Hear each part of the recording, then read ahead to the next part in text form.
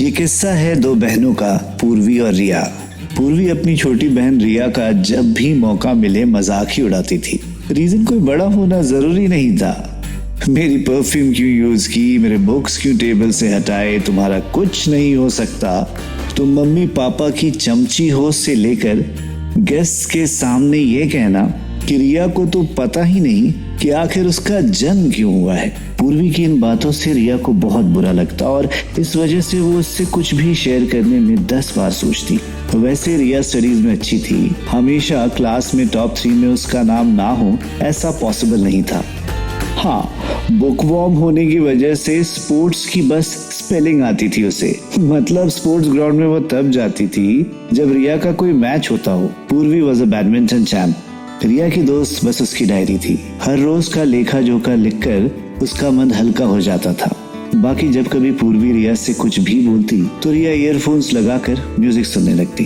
Riya just wanted to avoid हर एल्डरसिस।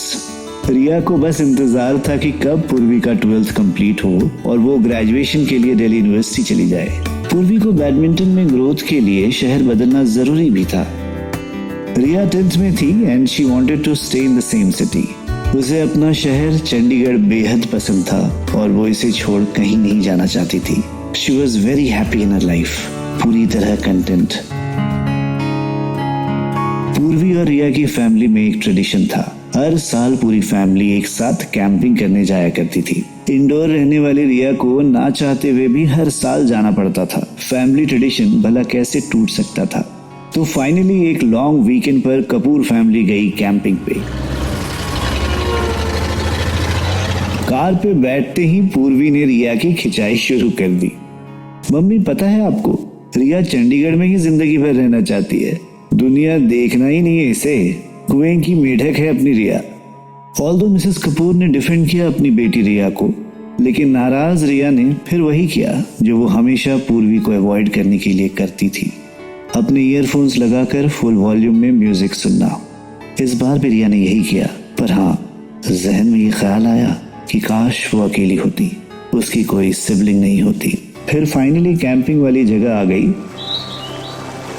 जब सब settle हो गए तब पूर्वी ने रिया से कहा, चल थोड़ा ट्रैक करके आते हैं, लेकिन रिया ने मना कर दिया। She just wanted to stay in the camp and read her book ikigai. Tease करती हुई पूर्वी अकेले ही जंगल में घूमने चली गई। रिया अपनी किताब पढ़ने में मशरूफ हो गई और मिस्टर एंड मिसेस कपूर तंदूर लगाने में। मस्त माहौल था।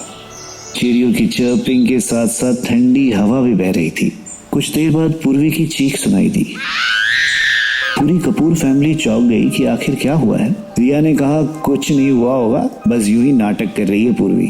लेकिन दोबारा जब पूर्वी की चीख गूंजी, रिया फिर दौड़कर जंगल के अंदर भागी। जब वो थोड़ी अंदर आई तब उसने डरी हुई पूर्वी को एक डाल से लटका हुआ देखा और उसके नीचे था एक शेर। शेर ने जब रोर किया तब रिया की भी हालत पतली हो गई। उधर कपूर अंकल और आंटी ने शेर की आवाज सुनकर फॉरेस्ट रेंजर्स को फोन लगाया। रिया ने इधर शेर को डिस्ट्रैक्ट करने के लिए कुछ पत्थर फेंके, पर शेर पलटकर रिया की ओर आने लगा।